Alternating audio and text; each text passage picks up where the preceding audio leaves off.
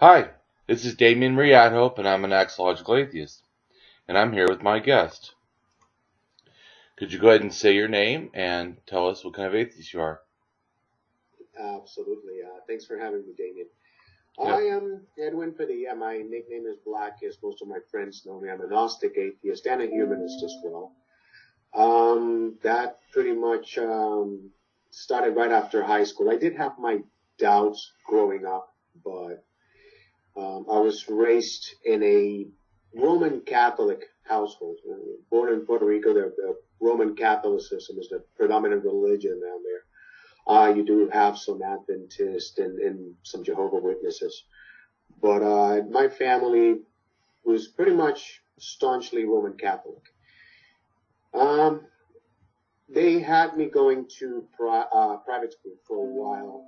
I think one thing at that time they didn't realize is you can't have pure science and then have catechism, because most people are going to go, well, those that tend to think a lot more about it go, wait a minute, you're telling me this on the scientific side, telling me this on a catechism, kind of like creationist side, that just doesn't make any sense. So I was always the kid that got hit with a board. I would go to my science class, change evolution, learn about evolution, and then come to the catechism class, and I'd be like, I do have a question about that one. Here in this classroom, I learned about how the species evolved in predominant parts of the world, and here you're telling me that they all rode on an ark when there was a flood, and then they all went to the predominant parts of the world. How did they get there? Did God give them a cab? I mean, not on that level. Right, yeah. It was to a point that she was very annoyed at that point. To say the least, to make a long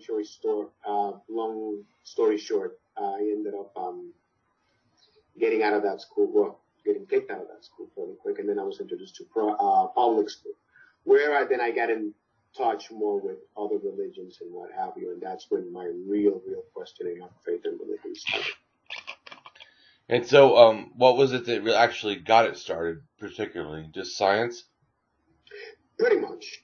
It was just, their particular curriculum was pretty good, as far as I can remember. When you would go into that class, which was the first class in the morning, then you would go into catechism, and then they start contradicting what they were teaching on the science class. You went, okay, well, that doesn't make any sense. My aunt was actually a teacher in that school at one point, and she basically would tell us, never doubt. If you have any questions about it, ask questions. Question everything. Might have been better not to tell me that, but I'm actually glad she did, because I think she just told us that in the aspect that don't stay dumb. If you have doubts about something, you have to question something, just do it. But to me, I just questioned everything, and that's pretty much what got me into the predicament that got me. And I'm actually glad it happened. So at that point, I just continued questioning everything, and as I went from private school into public school, I pretty much was more in touch with other religions, as well as there wasn't that, as I was growing up as a kid, also earlier in life, they pretty much tried bringing you up on that Catholic sphere of influence, and indoctrination, although obviously, as you can tell, it didn't work very well for them. It was one of those things that if they wanted to succeed in that, they should have pretty much wrapped me in a bubble. Don't leave any newspapers around that I'm going to be reading about and going, okay, so if this God is so omnipotent and so powerful, how come he can't prevent this? Why didn't he see this? How come this happened and he didn't intervene? How come things happen in life and he doesn't intervene? And I don't think it ran through their minds at that particular moment. If we're going to bring him in to be a successful Catholic, we have to keep him in a bubble, isolated from all this, and try to answer questions in a completely different, in a fashion to keep him in power and bringing him up in this way. And I just saw things and I asked questions. I guess So how did it how was it like with your fellow friends in school and stuff? I mean, you're saying basically how the you disbelieve, and how did that disbelief affect you in your family relationships and in your school, like friends? Um, as a little kid, I guess it was more. I was considered a jester for asking questions and always getting disciplined for it. But as I went into high school, and you end up finding groups of people that actually have the same train of thought. What actually led me completely to become an atheist, and that happened around age 16, was we had our little groups. I mean, if you remember the 80s, you had the preppies, you had the headbangers, and everybody else. But there was this particular teacher, Mr. Robbins, who went through the entire year. He did humanities, ancient history, social studies, and whatever. And he was with us all the way from freshman year all the way to senior year. In one of his classes, he was talking about ancient gods and everything else. And I remember this particular kid in the classroom who was Jewish. He basically got up and said, yeah, that's all right with the gods and blah, blah, blah, and how everything. But that's what they became mythology, because they were ancient gods. And I can't remember exactly what his wording was. But at one point, what got everyone exploding on him was the fact that he says, but I'm from the Jewish faith, and our faith was the first one, and the other ones just followed on us. And granted, at one point, granted, he did have a valid point. The way it came out so arrogant, everyone exploded. So now I'm with my Catholic friends exploding on him, and kids exploding on him, and it was back and forth. The teacher threw a book on the floor and said, I do not want any type of religious talk in my class. It's a public school. I could get fired from this. So we stopped it. We kept the class. At the end of the day, I went to his classroom to ask him a couple of other questions, and the kids were there as well.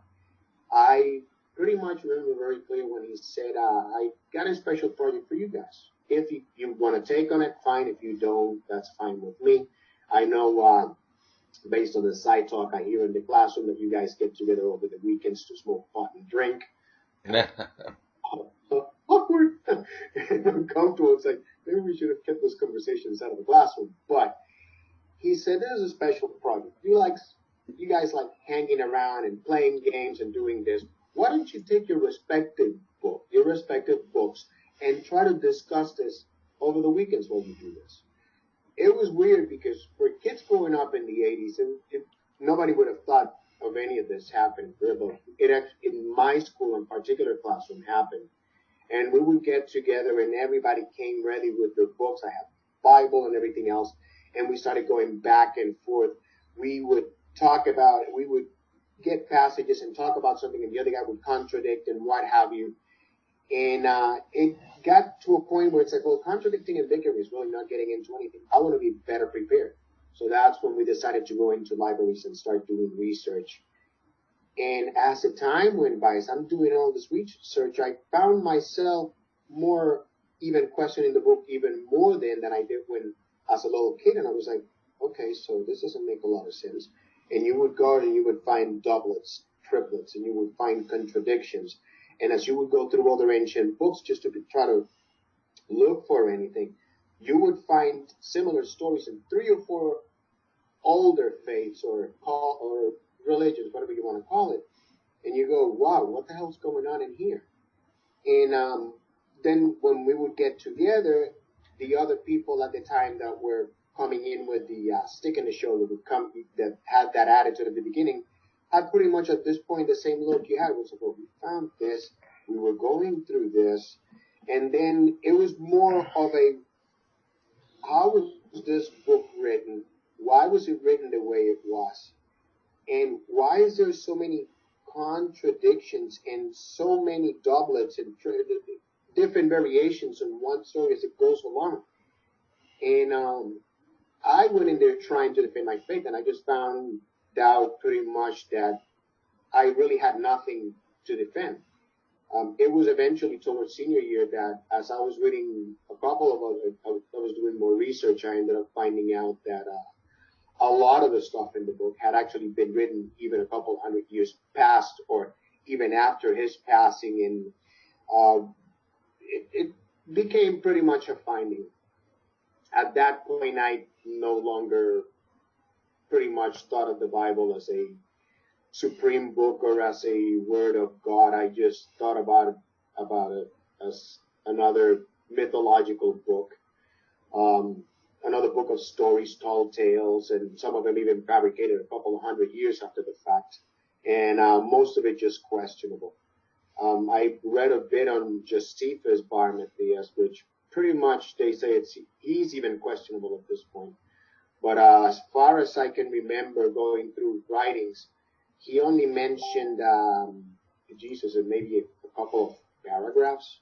So to me, it was just kind of weird. Okay, so this guy only mentions briefly this guy here, but this other goes so much into extent. And then reading on the beginning of the birth, obviously we know December the 25th, so many other people were born that were also called Savior Messiahs before him. But you have this thing until a certain age, I think it's 8 or 9 years old, and then there was a huge chunk of time missing between that and adulthood, and you go, okay, so what happened in between? You know, did he go to college, high school? What the hell happened? There were just so many things going on at that point. My questioning at the end just brought me up to the conclusion that it's like, you know, this is no different than some of the Hittite gods, Persian gods, Egyptian gods, Babylonian gods, we're Norse gods. We're throwing all this into mythology right now. Is this? What difference is this? So my senior year, it was pretty much evident. Our project brought us up to, I'm assuming, what my teacher knew we were going to end up with, the conclusions that my teacher knew we were going to end up coming to. And that's how I became an atheist. And so, did you come out to your family, and how did they take it? Not right away. Not right away. Because you're talking about the 80s. When I was going to high school, we had moved from Puerto Rico to the United States. I moved around 8 or 9 years old to the United States. Our first stop was Houston, Texas, too. So to talk about anything in regards to atheism down kind of what's considered at the bottom of the Bible, that would not have been very good. It wasn't until later on when I went to college and started and then moved up from Houston, Texas to Massachusetts and started working that I had mentioned a couple of things to my mother about it.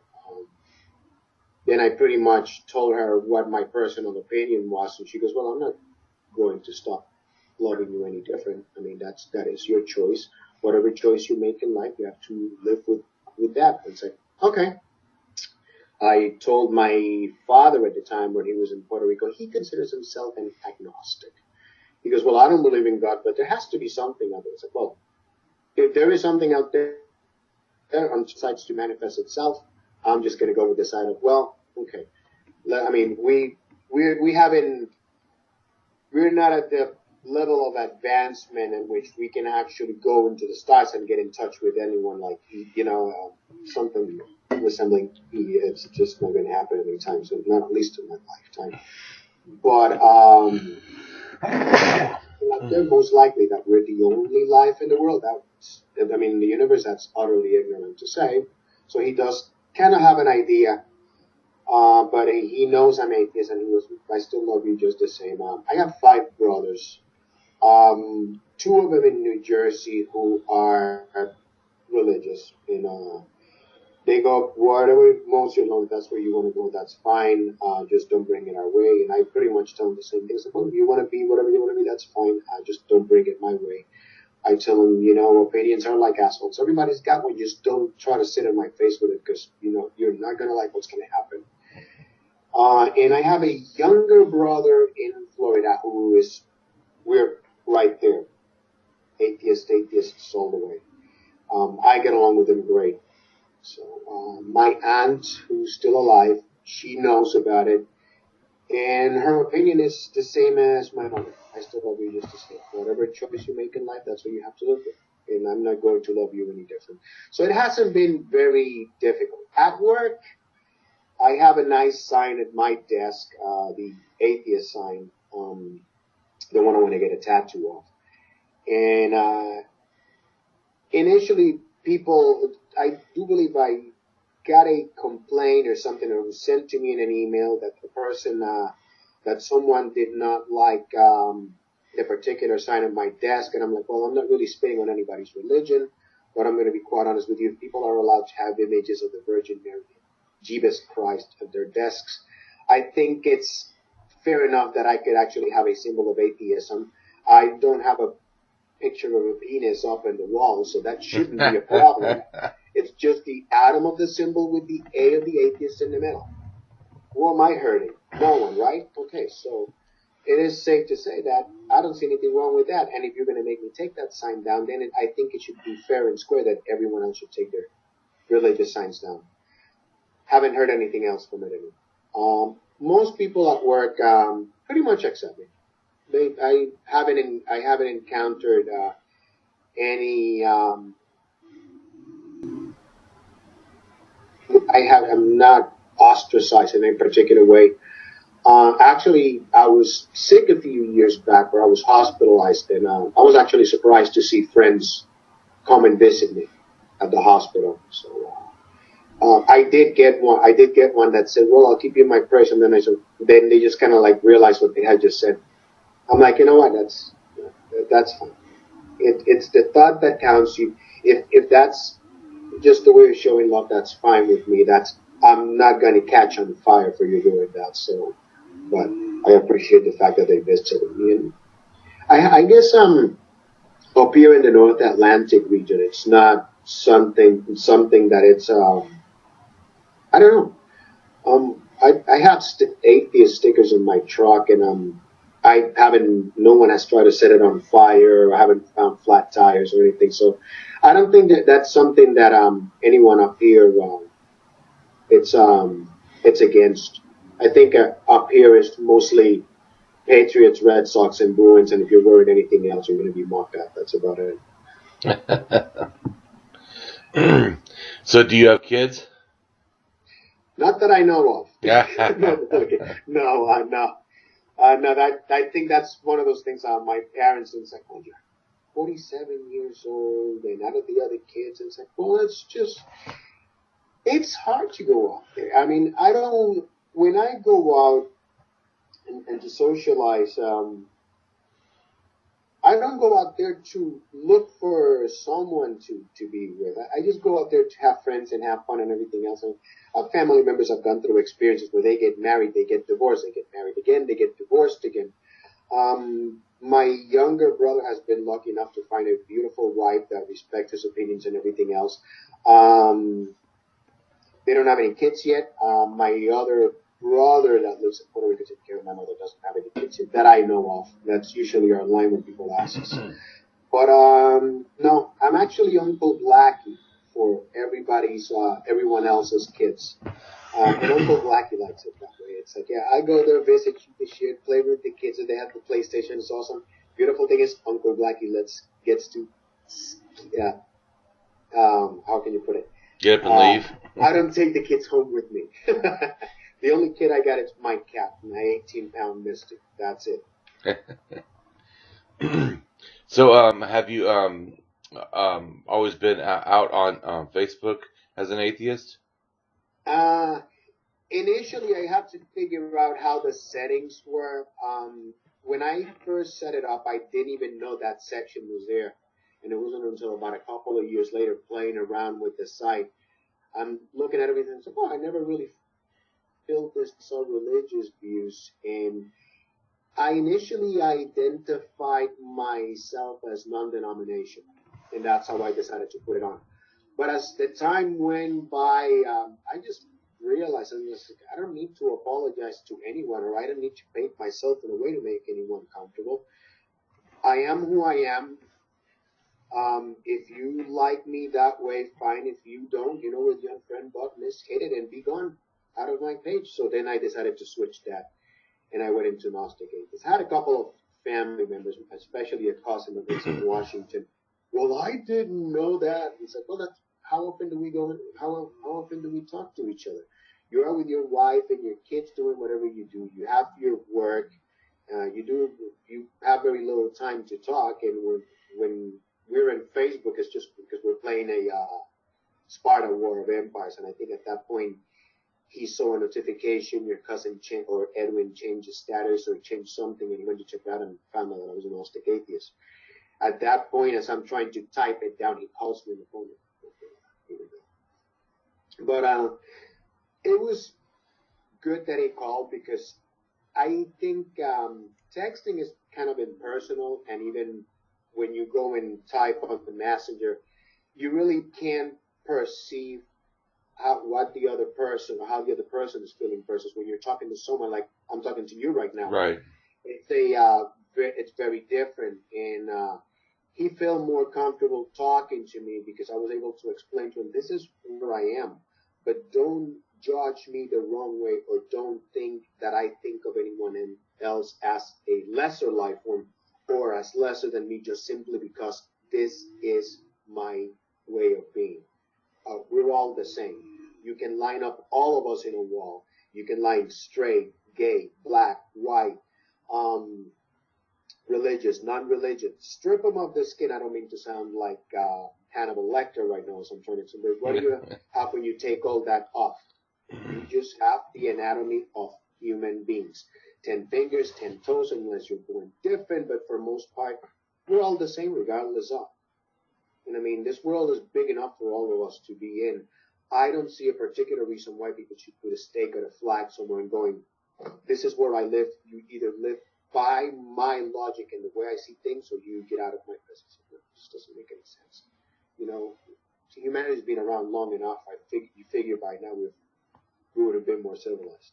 Yeah, we should be more civilized, but so I know you're kind of active on Facebook. Are you active in your local community? Do you go to meetups or? I was just actually recommended that by a friend. We were talking about it. I'm having a hard time finding stuff around. I'm like, it's hard where I live, where I've only been living up in Drake for about a couple of years. And this person said, well, do you have a meetup app? And I'm like, well, you might want to check that out. So I ended up installing it, and I went through the whole spiel of the setup as to what my likes and my dislikes and what have you are. And it started giving me all these different options, and I found out a couple of other groups. As a matter of fact, I ended up finding out the girl that in Massachusetts that got away with getting her driver's license with the colander for the flying spaghetti monster. Lindsay, I ended up meeting her on Facebook, and she does meetups in Lowell for scientific and skepticals on Wednesdays. I couldn't this Wednesday, I was sick, but basically I'm looking forward to start some of those. And I found a couple more. As I find what things, and depending on the distance, pretty much I'll be getting a little more involved now that I see that. It's nice to actually find people that think alike for a change. Yeah, it's rewarding to have real life friends that are atheist. I agree. I have my own group, and I've been to groups. It's good to connect with people. They don't feel alone, because for me it's too much of atheists. Or we're spread out, or we can hide because everybody just assumes that you're religious. Mm-hmm. I mean, granted, the secular community now, it's growing pretty much based on what I've seen on the media. Well, not attention to that, but if you go to Alternate and everything else, where you're actually seeing that the secular community in the United States is growing, that's all good to know, but it's all spread around. So it's not like everybody can just gather in one spot together. You have to look for your groups around. And to me, that was a little difficult until I got that particular route. Now, little by little, as time permits and as money permits, of course, I should be able to do a little bit more traveling. I was actually I friended about a month ago Dr. Richard Carrier, and I asked him on a private message, like, all these other meetups and all these other conventions seem to take place mostly in the south, towards the southwestern. I never see anything coming up the northeast. Hell, I've even seen some of these conventions in Puerto Rico, and I usually, when I'm visiting my family during summer or something, I missed the freaking conventions by a few days, because now I'm back on the plane looking and going, really? So I could have taken an extra couple of days and gone to one of these conventions, but I always end up missing it. But I told him about it, because because he did notice that as well. Because, I mean, if the time comes around, if you want to get involved in helping, I basically replied back to him, trust me, you can count me on that. I would love to see some of those appear more often. So that'd be something nice to see, some of you guys come up this way. Yeah, I know there's going to be one in Pennsylvania, and I think there's ones in New York, but you're in Massachusetts, right? Yes. Well, I know in Massachusetts, actually, in Boston, I think, somewhere around there, there's a really strong, I want to go to it one of these times. It's basically out of the college, but it's a group of philosopher atheists that they call it disproof atheism. What they mean is that their whole goal is to disprove God. Oh. So I like it because it's a really hardcore kind of atheist. And it wants to defend it. And so they have the Disproof Atheist Society or whatever. They have a web page and they have all these reasons why you shouldn't believe in God. And it's pretty cool. But they have a convention where everyone there is all strong, atheists trying to disprove God. See, that would most certainly I could most certainly drive to that. Well, yeah. I mean, Boston is only like 45 minutes, and provided there is no construction or accidents around here, we like to joke around about the seasons. There is 3 seasons. There is winter, summer, and road construction. Yeah. And that has to overlap the other 2. It's like, that'd be something I would drive out. Lowell, the meetups with Lindsay, I can never remember her last name, but that's, again, the girl with the colander that ended up getting her picture in the in the Massachusetts driver's license. She goes to those conventions on Wednesday, and I've seen a couple more around the area. That'll be most certainly something that I'll start hitting. And most people that know me with my camera, I can't stop from taking 200 plus pictures. I'll probably be going to all those, and I'll be clogging Facebook with pictures. Well, the conventions are fun. I'm going to my next one in January. I'm going to down to Houston, Texas for the Secular Social Justice Conference. Nice. That actually, I actually came from. That was one of my. When I moved from Puerto Rico, I moved to Houston, Lamar Senior High School, right off of Westheimer Street in Houston. And we moved up. I lived in Houston for about I don't know, 6 months or something, almost a year. What was that again? I said I lived in Houston about 6 months.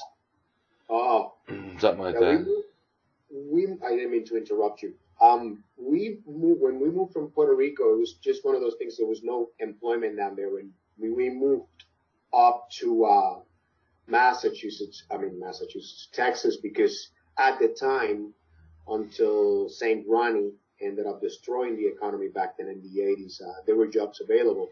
So my mother had a couple of jobs here and there. I went to high school down there, and I had a part-time job through the co-op program in Texas. Had the economy not taken the downturn it took, I would have probably still been living in Texas. And at my age, I would have probably been retiring within the next couple of years. And St. Ronnie pretty much threw a monkey wrench on that, and we ended up moving to Massachusetts in the fall of '87. But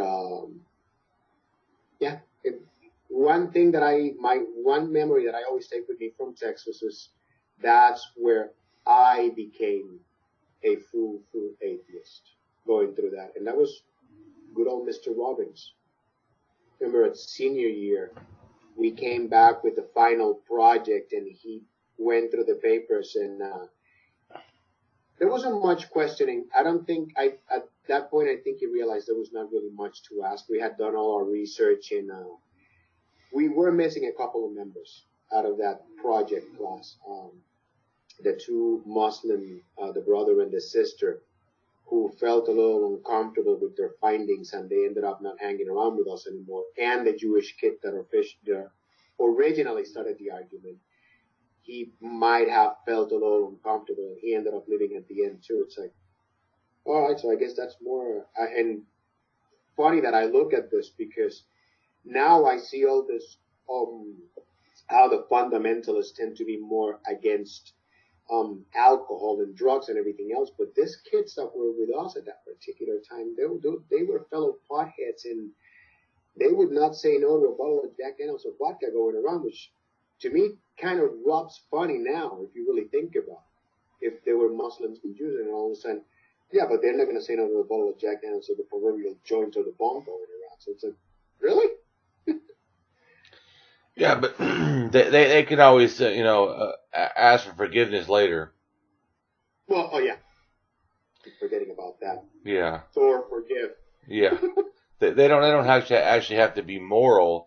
They just have to ask for forgiveness. Yeah, there you go. Yeah. Correct. That's too much. Oh. So that's good that you're going to get involved. Do you see yourself as being more active? Maybe making? Do you have a group or a page or anything? What was that again? I said, as it relates to atheism, I said, are you thinking about making a page or a group or? Right now, member on, I want to say at least over 60 pages. That was one of my conversations with, you're familiar with, Preston? Probably. He's got the, Preston, Bias, and Connie. They have the, that atheist show. I haven't watched it. Oh, okay. Yeah, and, I was contemplating that at the beginning. That's why I ended up getting the video camera. I've been actually contemplating, doing videos for YouTube as well. It's still a work in process. I'm a little slow when it comes to that. I got a 10-hour shift job. And then by the time you're there from 6 in the morning till 4:30 in the afternoon dealing with 45-minute commute, all I just want to do when I get home is just read emails, play a couple of games, chat with people here and there. That's perfectly acceptable. I mean, I'm not saying that everybody has to do stuff in atheism. I think that's why I was telling this one guy that, to me, some people feel like the only activism is direct activism. Getting involved, doing stuff, but they don't realize that the few people that do direct activism need all the other people to support them. That's correct. Yeah, and right now what I'm doing is practically on my free time, provided my mind is going the way I want it to go, I start writing. If I could just focus on one thing and just continue writing about something, so I'll have the material to actually create a video. But then I go from one thing to the next, and then I'll write what I need to write there, and all of a sudden my mind will draw blank, and I'll be going through the pages, going through the different groups, and something will trigger something, and I'm looking at the 2 pages. Well, that's not related to this, it's not related to this. Well, let me start something else. I got like 7 or 8 different things I'm writing about, and I find myself constantly editing here and there, and I roll back and forth between the groups, and the moment I see something, it's like, oh, I remember I'm writing something about that. That's interesting. I'll go back and I'll start writing on it. So it's still a work in progress, slowly but surely. I do want to start something eventually. So you said you go back and forth to writing something. What usually catches your attention to desire to write it? Well, it's just basically sentiments towards religion, atheism,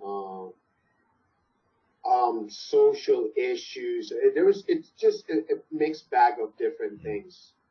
So, and me, I'm just pretty much, it's like when you go to a hospital or a doctor's office, you have specialists, and this guy specializes in this, that other guy specializes in that, this guy specializes in this. I am pretty much doing the generalist thing. So, and I would like to touch up on a couple of different things. I would like to eventually focus on just writing about something, but there is so much that rolls through my head at one particular time. It's just kind of hard to just write about one thing. And some days you have a mental block and you just don't want to write about anything, and I'll pick up a book. 2 or 3 of the other different books that I have, I start one book, get halfway through it because I'm tired, and within the next couple of days I'm like, I want to start reading and continue, but now I'm interested in reading it, and that's just the way my mind works. And what atheist books have you read? Right now, I am reading this one right now, if you can see it. Christian Delusion. Why Faith Fails, edited by John Loftus and foreword by Dan Barker. There is a lot of stuff in here by Richard Carrier. What's the other guy? Robert, I can never remember his last name. But there is a couple of people in here that are quoted, and there is stuff that's written that they have actually written. That's one book. Another book I have is, obviously, who doesn't have it? Christopher Hitchens, God is Not Great. And I also have the book by The God Argument, Case Against Religion and for Humanism by A.C. Grayling. And I'm getting ready to order Richard Carrier's The Historicity of Jesus. I actually had that on an ebook, and my other phone crapped a bit, and I somehow lost that. Oh, that sucks. Yeah, $25 sucks. Yes, you can say that again. Oh, note to self: next time transfer it to the computer, just have a statement back on copy. Really? Oh, that's terrible. Live and learn. So, do you have any questions for me? Actually, no. It's a pleasure talking to you. Actually, it's awesome. I see all your. I love reading your posts. And when you actually posted that invitation about the interviews, I was like, I gotta jump on that now that I have a camera. Yeah, definitely. That's great. So, what do you think we can do to make atheism more appealing to the Hispanic community in general? Well,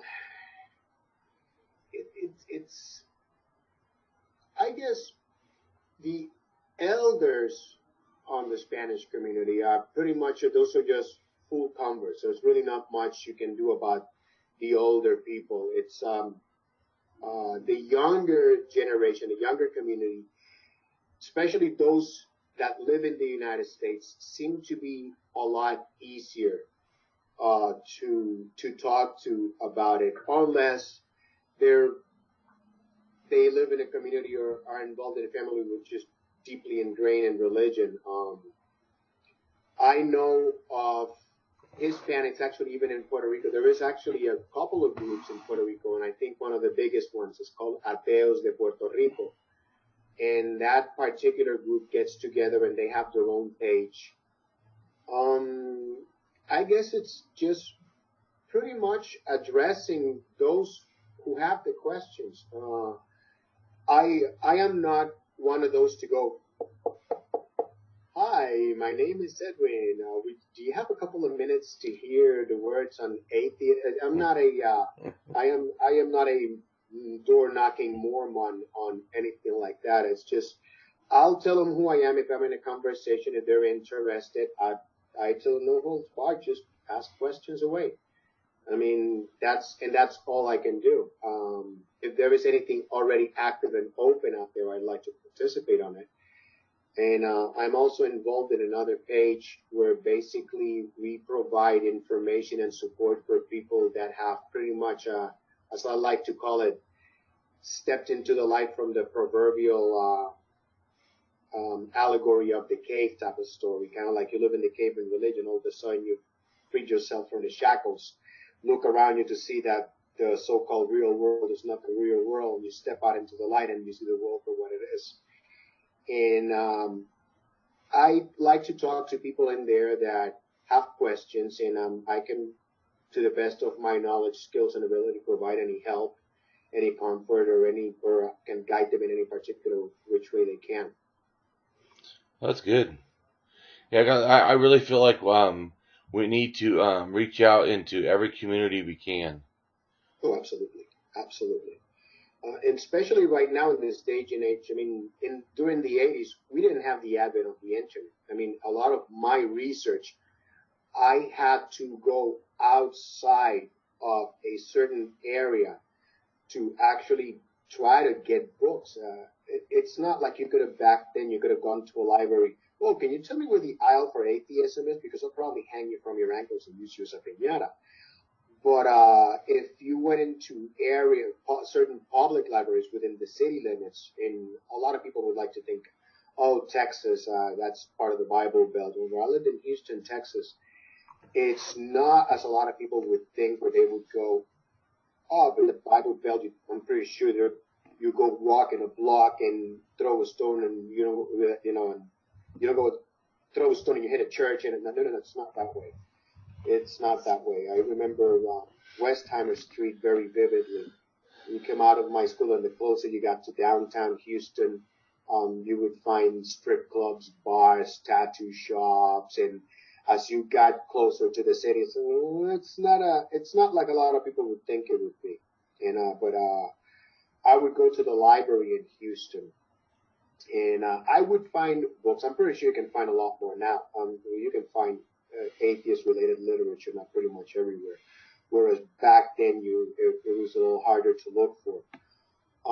Today, with the advent of the internet, kids pretty much have it upon themselves to look up the information. It's out there. Nobody's hiding anything from you. It's up to you to walk out of the cave, step into the light, and continue trekking on that road and continue becoming a better person, or stay in the cave. Pretty much, I mean, there's not much I can be said about that. Yeah, and so you're also a humanist, and what does that mean to you? To me, a humanist is pretty much the acceptance, the respect, and the love of every human being, regardless of their race, religion, and sexual preference. None of us are perfect. So to me, it's just loving. I don't use the term tolerance because it just sounds so derogative. It's tolerance. You tolerate mosquitoes. You tolerate a flu. You tolerate an annoying, loud neighbor. I don't like using that term. I mean, accept, respect, and love. And that's all living things, all human beings. That's what, to me, humanism encompasses. Well, it's been fun having a time to talk to you. Does you have any other things you wanted to say, or feel free, or you can ask questions? I'm actually pretty good right now. All right. It was an honor talking to you and speaking with you, chatting with you. Thank you. Well, I guess goodbye.